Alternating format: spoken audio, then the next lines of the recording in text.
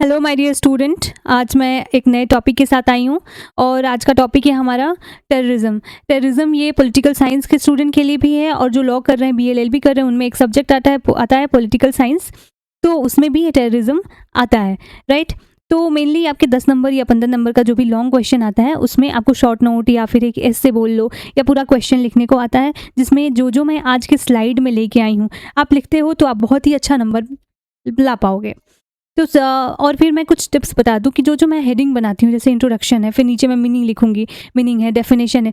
तो ये सारी चीज़ें एग्जाम में ब्लैक पेन से लिखा करो, क्योंकि इससे अच्छे नंबर और ज़्यादा जो आधा एक नंबर जो टॉपर्स होते हैं उनको ज़्यादा मिल जाता है, वो इन्हीं सारी चीज़ों की वजह से मिलता है। और कुछ कुछ चीज़ें जो कोटेशन में लिखो, चेंज करके लिखो, कलर, हैंड राइटिंग थोड़ा बढ़िया रखो, मार्जिन बनाया करो। तो ये सारी 2-4 चीज़ें हैं, जो टिप्स हैं, जो फॉलो करनी चाहिए।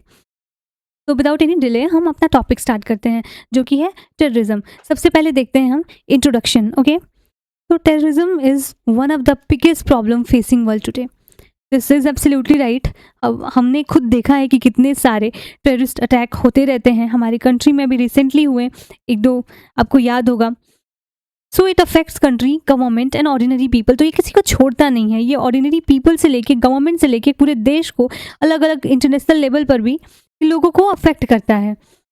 When we study political science, we look at terrorism as a form of political violence. Okay, ये देखो, ये बहुत ही बढ़िया कॉन्सेप्ट है। सारे लोग अपने एग्जाम में, स्पेशली मैं लॉ स्टूडेंट को कहूँगी, ये लाइन लिखा करो, लिखना ज़रूर, कि टेररिज्म जो है एक पॉलिटिकल साइंस के कॉन्सेप्ट से देखा जाए तो ये क्या है, पॉलिटिकल वायलेंस है, राइट। और political violence use to achieve a political goal. तो ये एक ऐसा पॉलिटिकल वायलेंस है जो अपना पॉलिटिकल गोल अचीव करने के लिए यूज होता है। ओके, बल्कि जब हम लॉ पढ़ते हैं तो ये जो टेररिज्म है, टेररिस्ट एक्ट है, वो एक क्राइम बन जाता है। Okay, this is crime, something that is punishable under special law made by countries और by international agreement between the country. तो ये दो डिफरेंस आ जाता है कि पॉलिटिकल साइंस में ये एक पॉलिटिकल वायलेंस है जो पॉलिटिकल गोल को अचीव करने के लिए यूज होता है, और लॉ में क्या है, लॉ में ये बन जाता है एक क्राइम, जो कि एक पनिशेबल एक्ट है। स्पेशल लॉ जो है कंट्रीज़ के, अलग अलग कंट्रीज़ के, उसके अंदर भी, और इंटरनेशनल लेवल पे कुछ ट्रीटीज़ हैं, कुछ कन्वेंशन है, उनके अंदर भी। Okay, one of the important thing to understand from the very beginning is there is no single definition of terrorism that the whole world agree on. देखो, यही एक सबसे बड़ी प्रॉब्लम है कि क्या, किस एक्ट को टेररिस्ट एक्ट समझा जाए, क्या ऐसा काम है कि इसको टेररिज्म में इंक्लूड करा जाए, और क्या है जो रिवोल्यूशन या फिर अगेंस्ट द गवर्नमेंट काम हो रहा है उसको देखा जाए। तो इसीलिए कोई भी, हर एक कंट्री वो एक स्पेसिफिक डेफिनेशन जो है, पर्टिकुलर डेफिनेशन पे कभी एग्री नहीं करता है कि ये एक्ट टेररिस्ट एक्ट है। तो मैं पहले बता दूं कि कोई एक स्पेसिफिक सिंगल डेफिनेशन नहीं है टेररिज्म का। तो different country, scholars and organisation define it in different ways. This is why terrorism is such a difficult and debatic topic.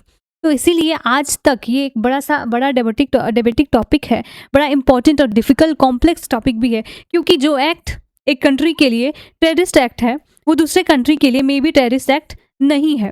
Okay, तो दिस इज द प्रॉब्लम। अब हम देखने वाले हैं नेक्स्ट हमारा meaning and definition of terrorism.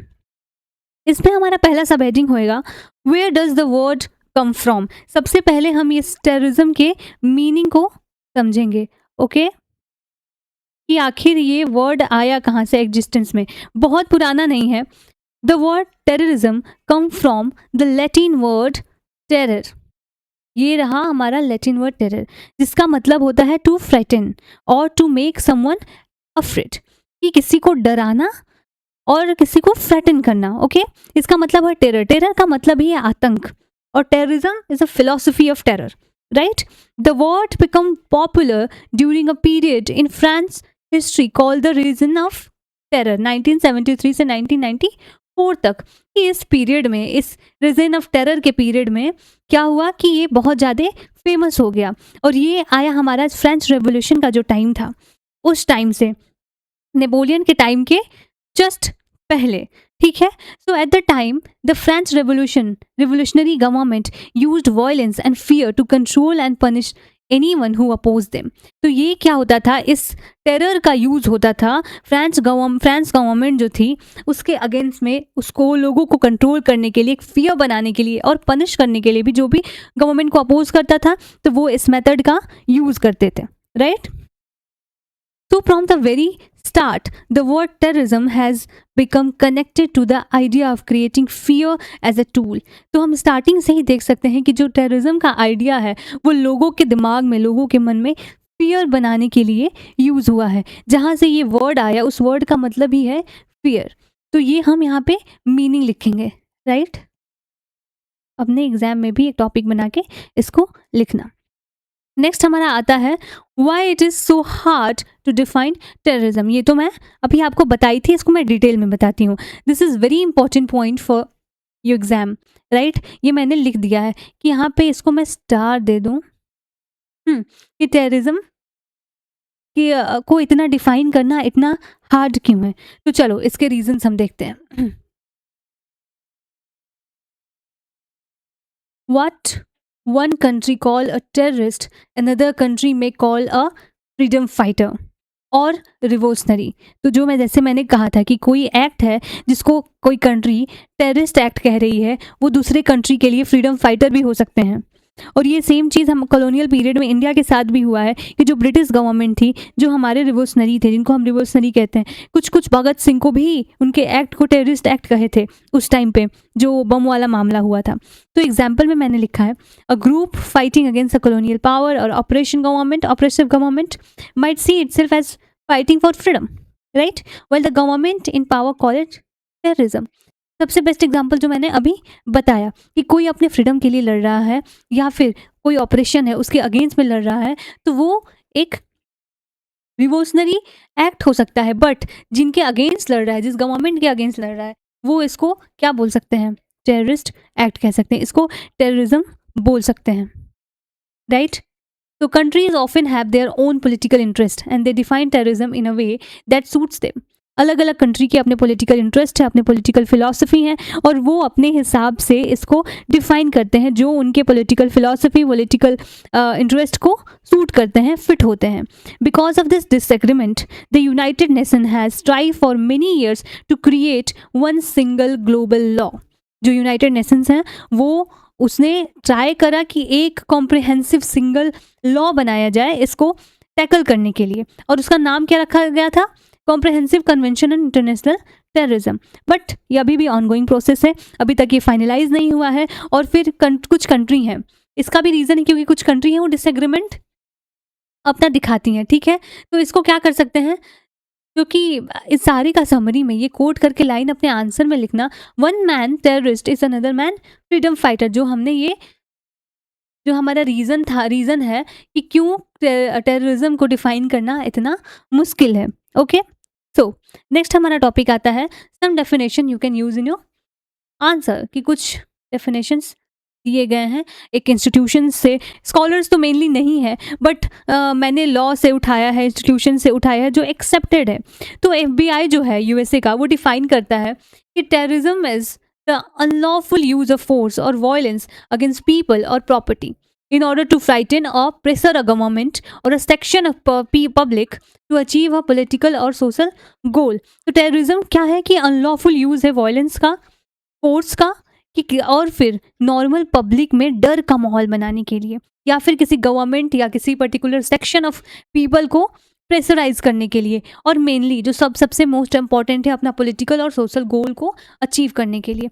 Indian law में ये कैसे डिफाइन है, तो section 15 unlawful activity prevention act, जो हम लोग कहते हैं ना UAPA 1967, जो अभी करेंट हमारा लॉ है इंडिया में टेररिज्म से लेके UAPA।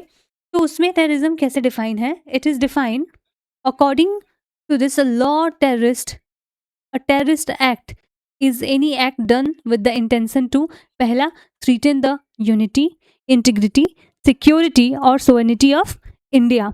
तो ये अगर इंडिया के यूनिटी, इंटीग्रिटी, सिक्योरिटी और सोवेनिटी को अगर कोई थ्रेट करता है तो उस एक्ट को हम कहेंगे टेररिस्ट एक्ट।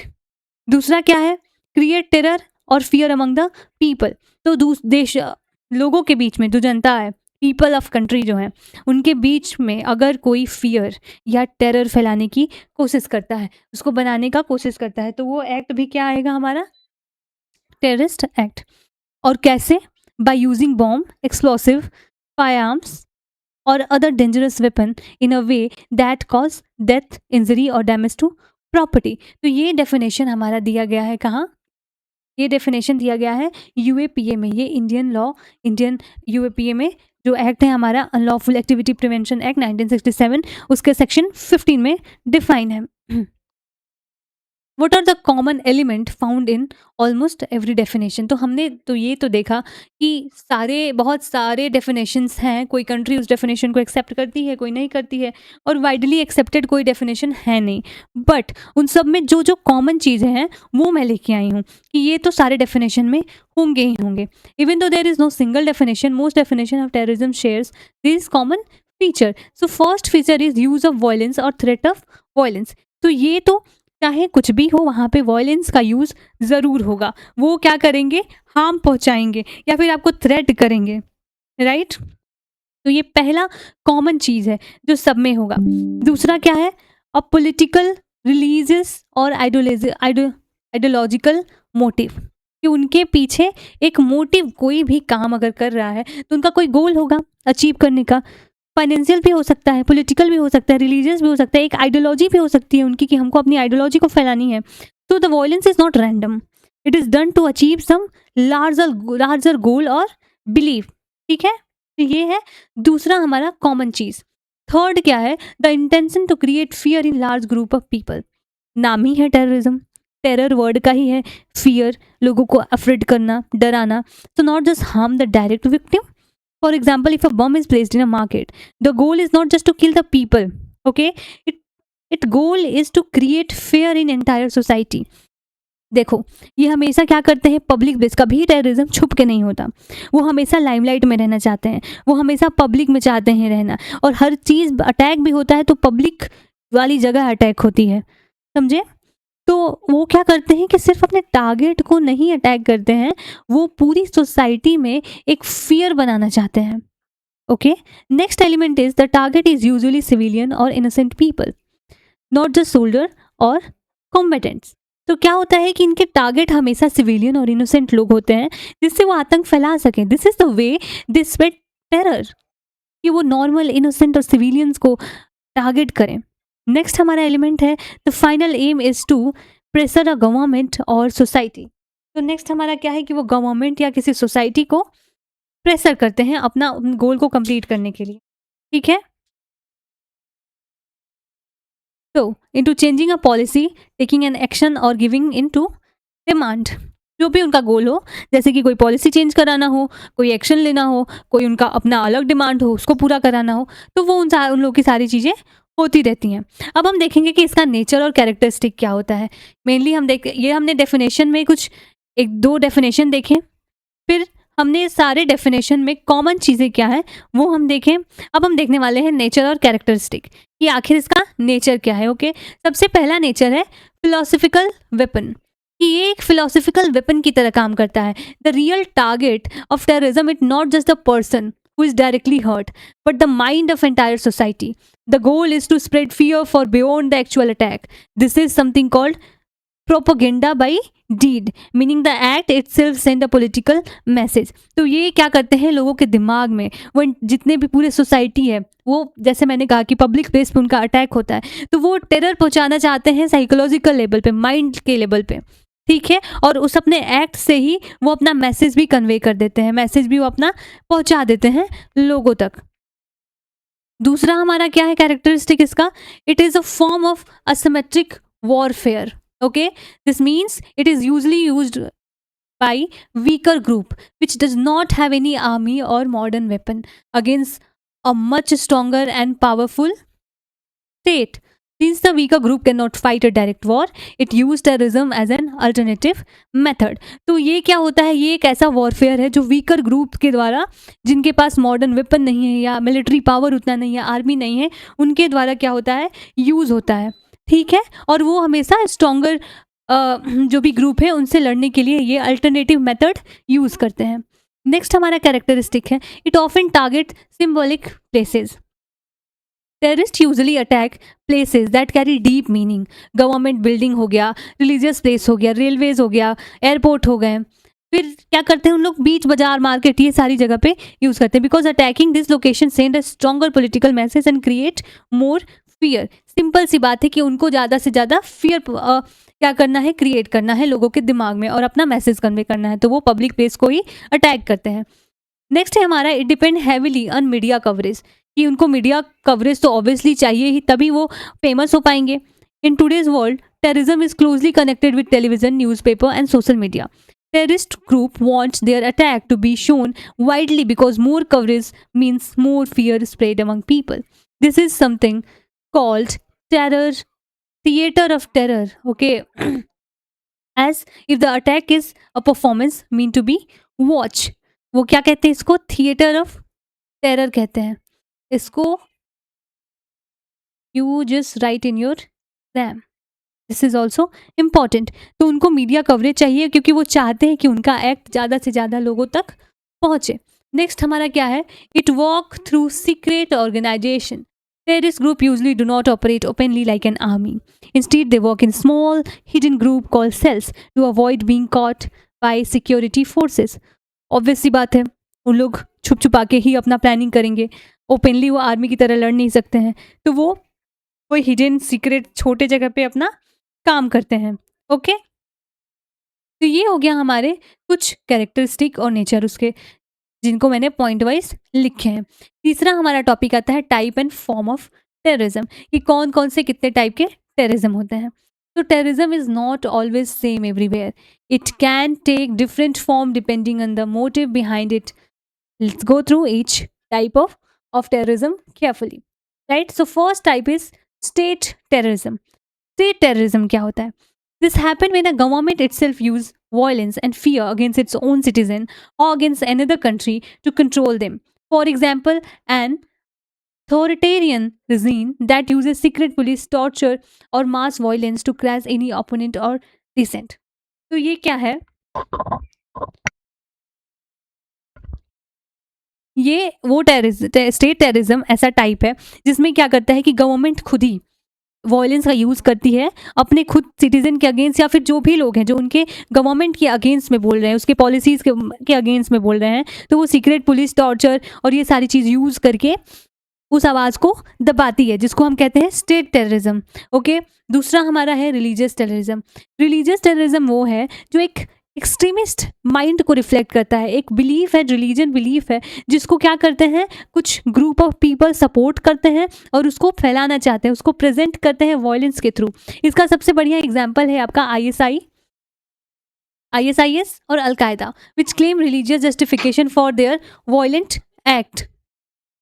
थर्ड हमारा आता है ethno nationalist terrorism. Okay, ethno nationalist terrorism क्या है?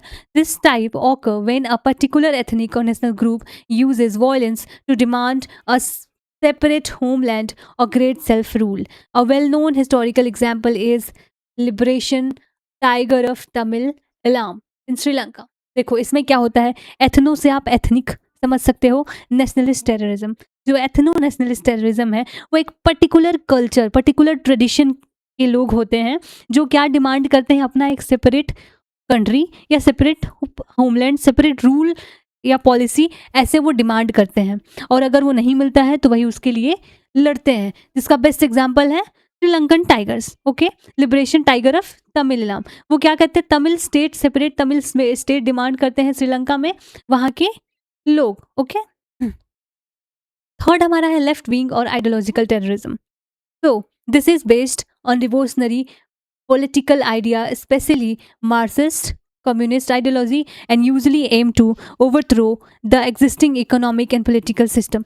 तो मेनली जो मार्क्स का आइडिया था और कम्युनिस्ट आइडियोलॉजी था, वो क्या करता था कि कैपिटलिस्ट सोसाइटी को उखाड़ फेंकना चाहता था। तो सेम वैसे ही यहाँ पे भी इकोनॉमी और पॉलिटिकल सिस्टम से यहाँ पे इसका रिलेशन है कि वो एक पर्टिकुलर पॉलिटिकल सिस्टम या इकोनॉमिक सिस्टम जो भी है कंट्री का या जगह का, उसके अगेंस्ट लड़ता है और उसको हटाना चाहता है। इंडिया में आप क्या देख सकते हो कि जो नेक्सलिस्ट है या फिर जो मायो के फॉलो करने वाले लोग हैं, वो क्या करते हैं, उनको इस काइंड ऑफ टेररिज्म के टेररिस्ट पीपल के ग्रुप में देखा जाता है। ठीक है, नेक्स्ट हम जाते हैं right wing terrorism. So this type of terrorism is based on extreme nationalist or radical idea, often targeting minority community. Neo-Nazi attack in various parts of the world are example of right-wing terrorism. तो right wing terrorism क्या है? एक extreme nationalist या फिर रेसिकल idea है कि वो अपने आप को सुपीरियर समझते हैं, माइनॉरिटी को टारगेट करते हैं। एग्जाम्पल बेस्ट मैंने दे ही दिया कि जो नाजी का पीरियड था, नियो नाजी अटैक्स थे, वो रेसिस्ट अटैक, तो ये राइट विंग टेररिज्म में कंसिडर होता है। नेक्स्ट है हमारा नार्को टेररिज्म। नार्को टेररिज्म अपने नाम से ही दिखाता है that this is mix of drug trafficking and terrorism, where violent group use terror tactic to protect their illegal drug business and control territory. Certain drug cartel are known to use this method. तो इस type पहले तो उनका क्या होता है कि वो ड्रग बिजनेस जो करते हैं उसको प्रोटेक्ट करने के लिए और टेरिटरी को कंट्रोल करने के लिए इस मीन्स का, इस वॉयलेंस का वो लोग सहारा लेते हैं। ठीक है, नेक्स्ट हम देखते हैं cyber terrorism. This is a modern growing form of terrorism where attackers use computers, hacking, and the internet to damage important systems like power grid, banks, a government network, creating fear and disruption without physical weapon. तो इसमें क्या है, वो physical weapon नहीं use करते हैं, वो cyber terrorism है जिसमें हैक कर लेते हैं गवर्नमेंट नेटवर्क को, डेटा सेंटर को पूरा का पूरा, और फिर थ्रेट करते हैं, धमकाते हैं, ब्लैकमेल भी करते हैं अपने गोल को पूरा कराने के लिए। ओके, नेक्स्ट है bio terrorism. This involve using biological material such as virus और bacteria to cause wide spread illegal death और panic among people. The anthrax attack a historical example of bio terrorism. Bio terrorism में mainly क्या करते हैं कि वो virus है, bacteria है, वो उसको फैला देते हैं किसी भी देश में कि लोगों को पैनिक हो, लोगों के बीच में डेथ हो, इलनेस हो, तो और जो भी उसके बेसिस पे ब्लैकमेल करके उनका जो भी गोल होता है, जो भी उनका एम होता है, वो पूरा करते हैं बायोलॉजिकल मटेरियल के हेल्प से। ओके, अब हम नेक्स्ट देखने वाले हैं कि टेररिज्म की थियरीज क्या हैं, पॉलिटिकल थियरी क्या क्या है जो टेररिज्म से डील करती हैं। Okay, for political science student ये क्या है, इम्पॉर्टेंट है समझना कि क्यों टेररिज्म होता है, क्या होता है ये तो हम देखते आ रहे हैं, पर क्यों होता है हमें वो देखना है। तो सबसे पहली थियरी है the realist view. Realist theory क्या कहती है? It says that terrorism is simply a rational calculated strategy.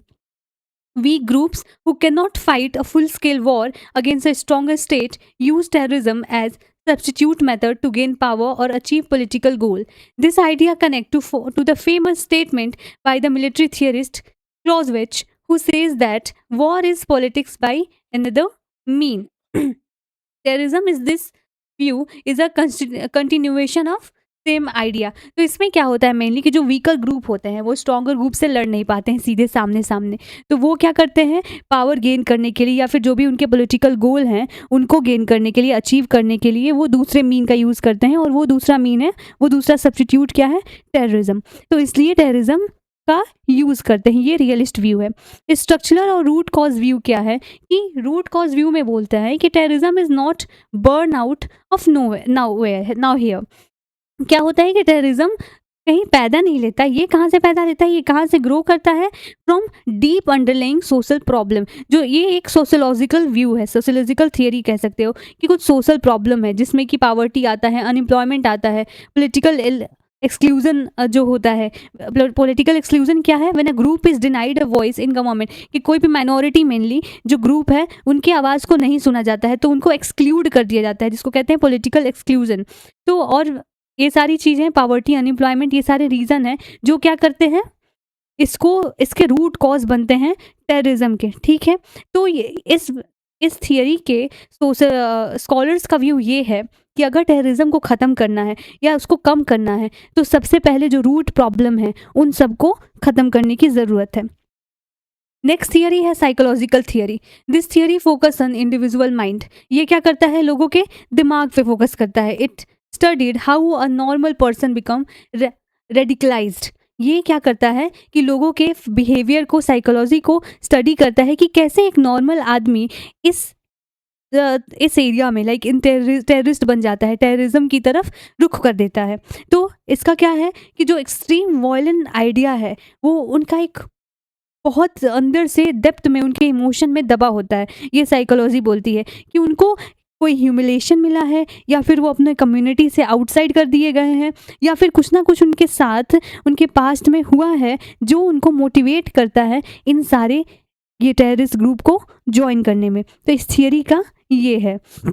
Next हमारा क्या है कि the relative deprivation theory. This theory explains that people turn to violence when there is big difference between what they expect to have, और वो expectation कैसा हो सकता है, इकोनॉमिकली हो सकता है, सोशली पॉलिटिकली कैसा भी हो सकता है, and what they actually have, कि जब एक्सपेक्टेशन में एक बड़ा डिफरेंस आ जाता है, जो है रियलिटी से एक्सपेक्टेशन में बड़ा डिफरेंस आ जाता है, तो वो गैप क्या क्रिएट करता है, frustration and anger, which can eventually turn into violent action. तो वो फ्रस्ट्रेशन और वो एंगर एक वायलेंट एक्शन में टर्न कर जाता है।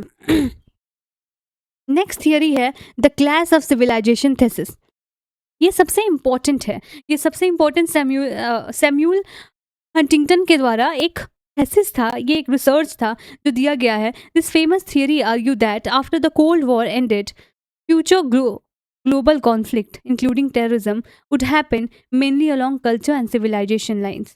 For example, between Western world and Islamic world, rather than purely political or economical line. तो इनका कहना ये है कि कोल्ड वॉर के बाद ये जो टेररिज्म है वो मेनली क्या है, वेस्टर्न वर्ल्ड और फिर इस्लामिक वर्ल्ड के बीच में आ गया है, और ये प्योरली पॉलिटिकल कभी नहीं रहा है या फिर प्योरली इकोनॉमिकल कभी नहीं रहा है। इसमें कहीं ना कहीं से ये रीजनल चीज़ें आई हैं।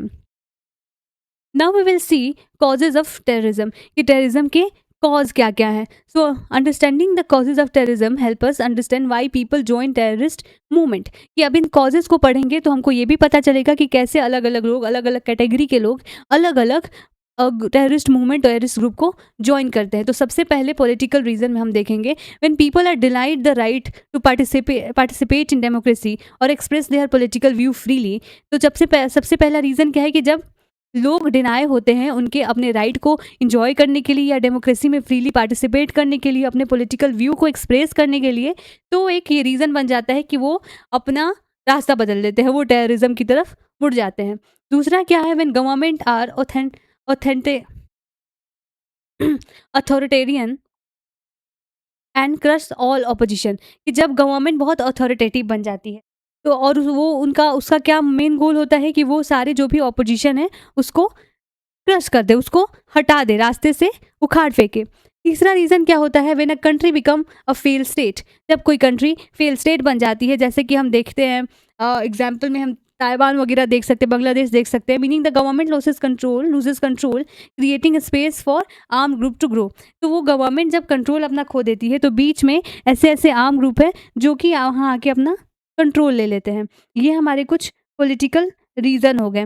ओके, नेक्स्ट है हमारा इकोनॉमिक कॉज। इकोनॉमिक कॉज में क्या है, poverty and lack of job opportunity specially among the youth जो है वही ज़्यादा ज्वाइन करते हैं और उनकी ही ज़्यादा फ्रस्ट्रेशन होती है, क्योंकि पावर्टी, जॉब नहीं मिलना और ये सारी चीज़ों की वजह से क्या होता है यूथ का, ये एक इकोनॉमिक रीज़न बन के उनको इंस्पायर करता है टेररिज्म ज्वाइन करने के लिए। Unequal distribution of wealth and resources with in a society. जो भी सोसाइटी में डिस्ट्रीब्यूशन है वेल्थ का या रिसोर्सेज का वो बड़ा ही अनइक्वल है और हर जगह डिस्क्रिमिनेशन देखने को मिलते हैं। तो ये भी लोगों को एक रीज़न दे देता है टेररिस्ट ग्रुप ज्वाइन करने का। सॉरी। नेक्स्ट है हमारा सोशल एंड रिलीजियस कॉज। इसमें हम देखेंगे tension and division between different religion, communal group, पहला सेम। दूसरा हमारा रीज़न क्या है, radical religion teaching the misguide youth people into believing violence is justified. तो कुछ ऐसे रेडिकल रिलीजियस टीचिंग है जो कि यूथ को मिसगाइड करते हैं कि वायलेंस जस्टिफाइड है, वायलेंस का वो जस्टिफिकेशन देते हैं, वो बोलते हैं ये सही है। डिस्क्रिमिनेशन बेस्ड ऑन एथेंसिटी और कास्ट और एथेंसिटी पे भी बेस्ड डिस्क्रिमिनेशन है जो कि इसका एक रीज़न बनता है और लोगों को इन्फ्लुएंस करता है टेररिस्ट ग्रुप को ज्वाइन करने में। Psychological reason, a feeling of not belonging anywhere. जो मैंने कहा था कि कोई मेन स्ट्रीम सोसाइटी से एक्सक्लूड हो जाए या फिर उसके जो भी डिज़ायर हैं या उसकी बातें सुनी ना जाए, तो वो उसको साइकोलॉजिकली लगता है कि वो बहुत ही अलोन है, बहुत ही अलग है, मेन स्ट्रीम सोसाइटी से बाहर है, तो वो ज्वाइन कर लेता है और इसका फ़ायदा उठाते हैं टेररिस्ट ग्रुप और उसको एक एम दे देते हैं, लाइफ में पर्पस दे देते हैं और मोटिवेट करते हैं ज्वाइन करने के लिए। The desire of identity, brotherhood और purpose which extremist group falsely promise to fulfil. तो कुछ जो एक्सट्रीमिस्ट ग्रुप हैं वो फॉल्सली क्या करते हैं, प्रॉमिस करते हैं कि वो तुमको जो भी एक्सक्लूडेड लोग हैं आइडेंटिटी देंगे, वो तुम्हारे साथ रहेंगे, तुमको एक पर्पस देंगे लाइफ का, वो अपना ब्रदरहुड दिखाते हैं। तो ये सारी चीज़ें उनको साइकोलॉजिकली अफेक्ट करके मोटिवेट करती है ज्वाइन करने के लिए। ठीक है, नेक्स्ट है हमारा एक्सटर्नल और जियोपॉलिटिकल कॉजेज। एक्सटर्नल और जियोपॉलिटिकल कॉज में हम देखेंगे some countries secretly support and fund terrorist group to serve their own political interest, this is called state sponsor terrorism. तो क्या होता है कि कुछ कंट्री ऐसी हैं जो टेररिस्ट ग्रुप को फंडिंग देती हैं और वो टेररिस्ट ग्रुप उनको उनका हेल्प करते हैं इलेक्शन में, उनके पॉलिटिकल इंटरेस्ट में। तो इन सारे टेररिस्ट ग्रुप को कहते हैं state sponsored terrorism.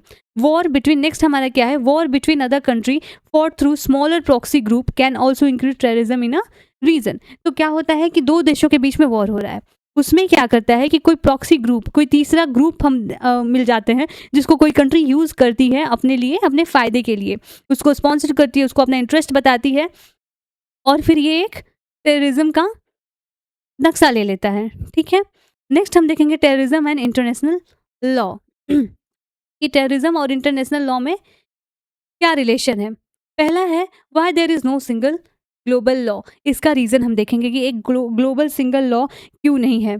As mention earlier the United Nation has tried in 1996 when India first propose it. India सबसे पहले प्रपोज करा था यूनाइटेड नेशन में कि एक ग्लोबल लेवल पे टेररिज्म से लड़ने के लिए या उसके लिए उसको चेक करने के लिए लॉ की ज़रूरत है। तो to create one complete law called comprehensive convention on international terrorism, तो उसने इंडिया ने प्रपोज किया कि एक लॉ बनाई जाए ऐसे। However, this has still not been passed because country cannot agree on definition of terrorism, especially regarding freedom struggles and state violence. तो सेम वही प्रॉब्लम आ गई कि कंट्री ने सारे कंट्री के अलग अलग डेफिनेशन है, तो कौन से एक्ट को टेररिस्ट एक्ट माना जाए और कौन से एक्ट को टेररिस्ट एक्ट नहीं माना जाए, ये सबसे बड़ा मसला हुआ।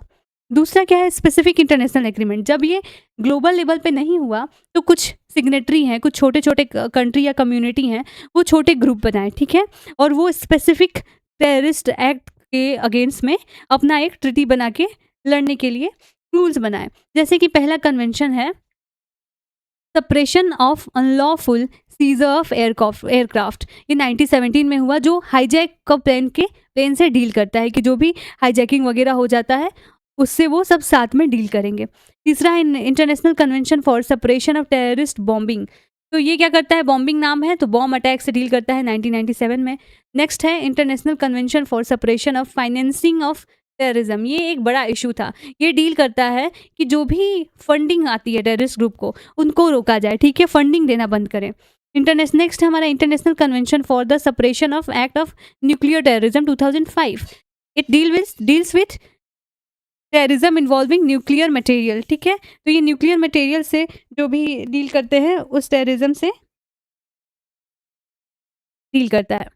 नेक्स्ट हमारा क्या है, United nation security council resolution, कि कुछ यूनाइटेड नेशन सिक्योरिटी काउंसिल में क्या क्या लॉज हैं वो हम देखेंगे। ओके, तो रेजोल्यूशन 1267 जो है 1999 में आया, ये क्या बोलता है, this create a system of sanction punishment like freezing bank account and travel ban against al Qaeda and related group and individual. ये क्या कब हुआ कि जो भी उनको फाइनेंस किया जा रहा है, इस जो टेररिस्ट ग्रुप है, उनके बैंक अकाउंट और ट्रेवल उनको फ्रीज करा जाए और ट्रेवलिंग को बैन करें, उसको देखने के लिए ये रेजोल्यूशन आया। नेक्स्ट हमारा रेजोल्यूशन आया 1373 2001 में, it was passed after 9/11 attack in United State, it require all UN member country to make terrorism financing a crime, refuse to give shelter to terrorist and share intelligence with each other. तो इसने क्या किया, 9/11 जब 9/11 जब United state attack हुआ था, उस time के बाद ये रेजोल्यूशन पास हुआ कि टेररिस्ट को फाइनेंस करना, उनको शेल्टर देना और उनसे अपने इंटेलिजेंस जो भी उनके डेटा होते हैं उसको शेयर करना, इस पे रोक लगाया जाए, ठीक है। It also create the counter terrorism committee to monitor how well countries are following this rule. तो एक काउंटर टेररिज्म कमेटी भी बना देखने के लिए कि रूल तो बन गया बट कंट्री इसको फॉलो कर रही हैं कि नहीं कर रही हैं। नेक्स्ट हमारा है the finance action task force. इसका क्या है? The finance action task force is an international organization that sets global standard to stop money laundering, hiding illegal money and terrorism financing. तो ये मेनली क्या करता है, जो मनी मनी मनी लॉन्ड्रिंग क्या होता है? लॉन्ड्रिंग से आपको होगा कि जो black money, it's a process to convert black money into white, ठीक है। तो ब्लैक मनी को वाइट में कन्वर्ट करने का प्रोसेस है मनी लॉन्ड्रिंग, जिसको चेक करता है। If a country does not follow this standard properly, तो the financial action task force can place it on grey list और इवन ब्लैक लिस्ट। ये बनाए रूल्स को, अगर कोई कंट्री फॉलो नहीं करता है अच्छे से तो उसको ये ग्रे लिस्ट या ब्लैक लिस्ट में डाल सकते हैं, which damages the countries international reputation and economy. तो अगर कोई कंट्री ग्रे लिस्ट में गई, ब्लैक लिस्ट में गई, तो उसके रेपुटेशन और उसके इकोनॉमी को क्या करता है, ये डैमेज करता है। नेक्स्ट हमारा है टेररिज्म एंड इंडियन लॉ। अब इंडियन लॉ में टेररिज्म का क्या है? यूनिवर्स इंटरनेशनल लेवल पे हमने देखा, इतने सारे रेजोल्यूशन है, लॉज हैं, जो है वो क्या है देखें। अब नेक्स्ट इंडियन लॉ देखेंगे। सबसे पहले कॉन्स्टिट्यूशनल बैकग्राउंड देखते हैं। India's anti terror law get their authority mainly from article 21 of the constitution which promote the right to life and personal liberty.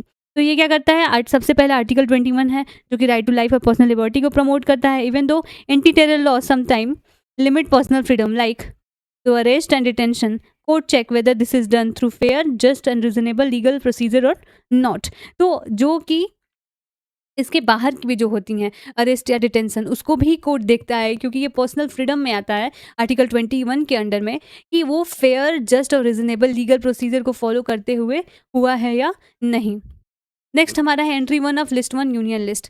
तो एंट्री 1 यूनियन लिस्ट में क्या है? The 7th schedule which give the central power over the defence of India. तो ये क्या करता है? Centre को पावर करता है, सेंट्रल गवर्नमेंट को पावर करता है कि वो क्या करे, डिफेंस ऑफ इंडिया के अंदर में क्या करे, पॉलिसीज बनाए और फिर लॉज बनाए सारे।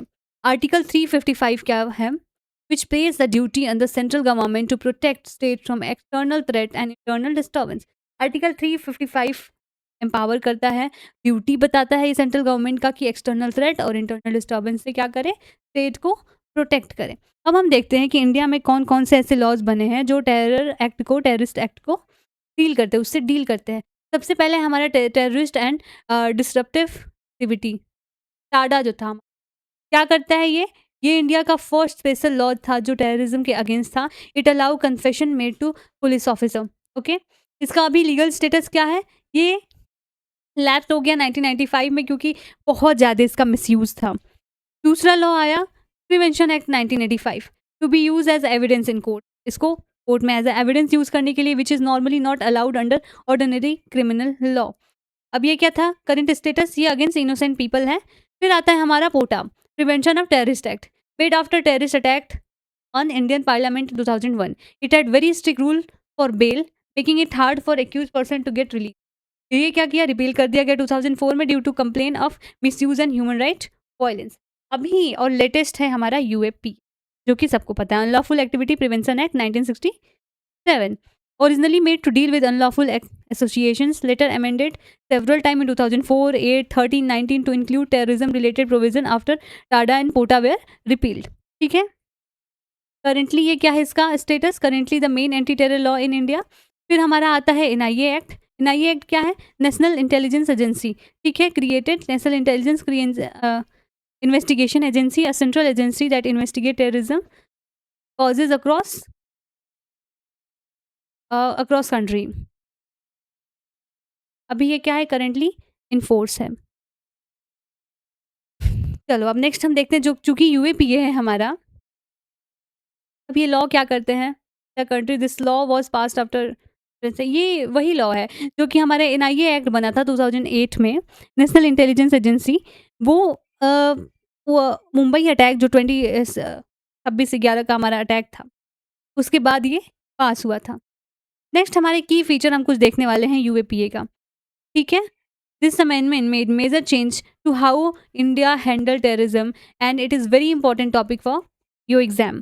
Next, it gives the central government the power to declare not just an organization but also an individual person as a terrorist by adding their name to the fourth schedule of the act. Next, it gives the NIA the power to investigate cases and seize property connection to terrorism without first needing permission for the state government. इसके कुछ criticism भी हैं. Mainly legal experts worry that this is unfair because a person can be officially labeled a terrorist even before they are convicted, found guilty by a court. This raises question about due process, means the fair and proper legal procedure and even accused person is entitled to. तो इसके ये एक दो criticism है कि ये fair और proper legal procedure deal करता है कि नहीं। ये अगर नहीं भी लिखोगे, अभी मेन इंपॉर्टेंट चीज़ मैं कुछ केस लॉज़ लाई हूँ, ठीक है? ये केस लॉज़ इंपॉर्टेंट है क्योंकि हर एक लॉ का आंसर केस लॉज़ से ही बनता है।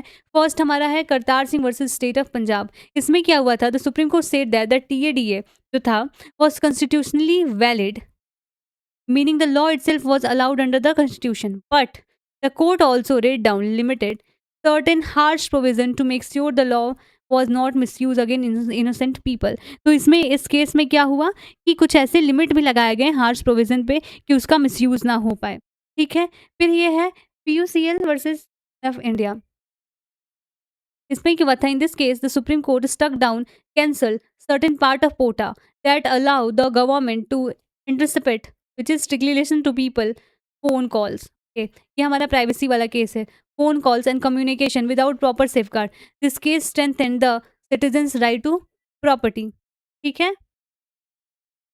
तो इसमें क्या था कि जो गवर्नमेंट ने इस रूल के अंदर, कोटा के अंडर में गवर्नमेंट सिटीजन के फ़ोन कॉल, कम्युनिकेशन और बाकी चीज़ों को सुन सकती थी बिना कोई सेफगार्ड के। इसमें क्या किया? लिमिट लगाया, क्योंकि ये राइट टू प्राइवेसी को क्या कर रहा था? राइट टू प्राइवेसी को हमारे इन्वेड कर रहा था। नेक्स्ट हमारा है यूनियन ऑफ इंडिया वर्सेस के Najeeb. The Supreme Court held that if a person is kept in jail for a very long time without their trial being completed, this violates their right to life and personal liberty under Article 21. Because of this, the court allowed bail to be granted even under the strict UAPA law if the trial is being unreasonably delayed.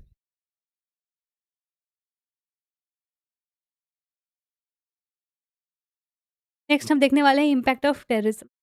Terrorism does not just affect the direct victim, it has much wider impact on society as a whole. सबसे पहला इसका effect है हमारा state पे। State पे क्या इसका effect है? It weaken internal security and general rule of law, right? Next है हमारा government has to spend huge amount of money and security instead of using it for development project like education, health and infrastructure. तो government क्या करता है? Security पे ज़्यादा पैसा use करने लगता है इंस्टीड ऑफ एजुकेशन, हेल्थ और इंफ्रास्ट्रक्चर। नेक्स्ट क्या है? It create tension between the central government and state government regarding how anti terror operation should be handled.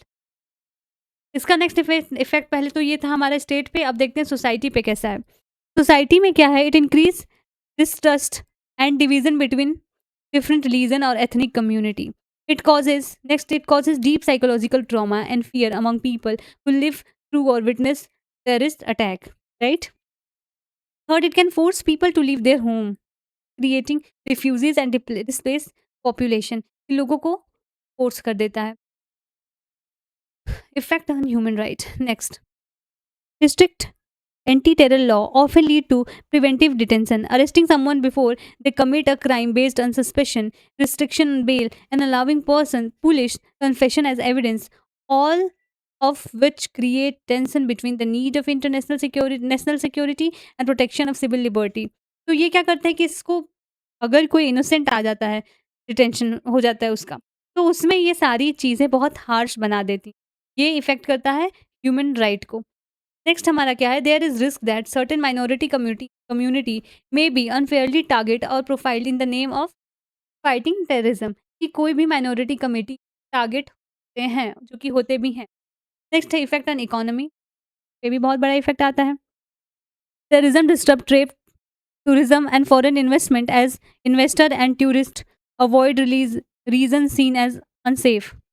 Countries are forced to increase their defense and security spending, which take away resources from other important sector. तो ये 2-3 चीज़ें हैं कि economy में कैसे, जो 2-3 चीज़ें बहुत इंपॉर्टेंट है देखने में, 2-3 है, इकोनॉमी में को कैसे अफेक्ट करते हैं। नेक्स्ट हमारा ये कुछ लास्ट टॉपिक ही चल रहा है, हाउ कंट्री फाइट टेररिज्म, के कंट्री टेररिज्म से फाइट कैसे करते हैं। तो इसमें हमारा पहला है लीगल एंड इंस्टीट्यूशनल सेटअप, कि strengthening special agency like NIA to investigate terrorism case effectively. Next is setting a fast track special court so that terrorism trial are completed quick of dragging on for years. Next, following FATF's international standards strictly to stop terrorist group from receiving money, तो वो सब भी कि उसको भी हम follow करें। Next हमारा है diplomatic and international cooperation, signing extradition you understand कि हम दो देशों में क्या करते हैं, ट्रीटी साइन करते हैं कि कोई अगर आपके कंट्री में है तो हैंड ओवर करें हमें, which allow one country to send a suspect terrorist back to another country to face trial. Next is sharing intelligence information between countries to track and stop terrorist activity before they happen. Next, India continue to push strongly for the world to finally adopt the Comprehensive Convention on International Terrorism at the United Nations. Social और economical step क्या है, running deradicalization and rehabilitation program to help people leave extremist group and rejoin normal society which is very hard.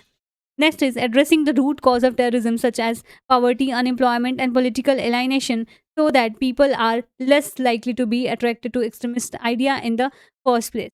Next, encouraging community policy where local police work closely with community to identify and prevent radicalization early.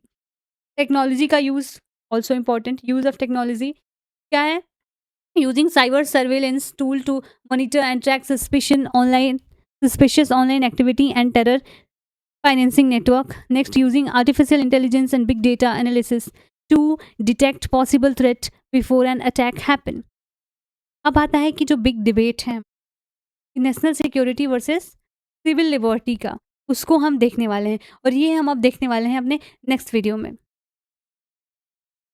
ये एक topic देख लेते हैं, सिर्फ एक ही है, फिर conclusion ये हम देख ही लेते हैं। This is one of the most commonly ask analytical question in exam. Okay, तो इसलिए हम इंपॉर्टेंट है देख लेते हैं। Argument in favour of strict anti terror law. Terrorism is an extra ordinary and extremely dangerous threat, so it is argue the ordinary criminal law and procedure are simply not strong enough to prevent large scale mass casualty attack. Next is special power like preventive detention help security force act quickly before an attack happen. Argument against very strict law. ये against के argument क्या है? Law like UAPA use vague and broad language which some argue can be misused against innocent people, including journalists, human rights activists, and government critics, not just actual terrorists. ये बहुत ही बड़ा है क्योंकि government इसको अपने फ़ायदे के लिए कई बार यूज़ कर लेती है, क्योंकि उस गवर्नमेंट का क्रिटिक्स कोई करा तो उस पर यूएपीए लगा दिए, जो कि गलत है। Keeping someone in jail for a very long time before their trial is completed goes against the basic legal principle of presumption of innocence, meaning a person is supposed to be considered innocent until proven guilty. ये next हमारा क्या है, एक point है against the UAPA जो भी strict law है। According to data from the NCRB, National Crime Record Bureau, the conviction rate under UAPA has historically been very low. क्या हो गया है? कन्विक्शन रेट बहुत लो हो गया है, 3%. This raise a serious question in the finding being genuinely to genuinely push terrorists, or is this sometime being used simply to detain people for long period without a proper trial? तो conviction नहीं होता है, उनका detention हो जाता है। आप देखते हो ना कि उनको अंडर ट्रायल रखना, अगर 100 लोग हैं तो उसमें कन्विक्शन 3 ही का हो रहा है, 97 अंडर ट्रायल हैं। तो ये तो एक बहुत बड़ा पॉइंट है, ठीक है। तो कुछ balance, finding the balance, Indian court particularly in Kartar Singh and K.A. Nazeeb judgment have tried to find a middle path. They have accepted that the state has the right to make a strong law against terrorism, but they have also insisted that this law must include proper legal safeguard in line with Article 21, promise for a fair, just and reasonable legal procedure for every citizen. ये कहा तो गया है, but you can see the present scenario कि बहुत सारे misuse देखने को मिलते हैं still. And this is our conclusion. हम जो जो पढ़े हैं वो हम यहाँ पे कंक्लूड करने वाले हैं, ठीक है। अब देख लो, terrorism is very complicated problem that come to explain through one simple definition और solve through one simple solution. It is at the same time a political issue and serious. ये मैं चाहती हूँ कि तुम लोग खुद से अपने वर्ड में लिखो, ओके, कंक्लूजन जो भी इतना बड़ा लेक्चर हुआ आज का, कि जितने सारे पॉइंट हम पढ़े हैं, कंक्लूजन यू राइट अपने ओन वर्ड में, और ये जो जो पॉइंट मैंने लिखे हैं एग्जाम में डालो। अगर बहुत लंबा हो जा रहा है तो उसको शॉर्ट कर लो, क्योंकि सारी चीज़ें आई विल नॉट से माई स्टूडेंट की सब चीज़ लर्न करो, you just understand it and write it your own words. Okay, तो this was all about today's video. Thank you. अब मिलते हैं एक नेक्स्ट वीडियो में, तब तक please subscribe my channel and do like this video.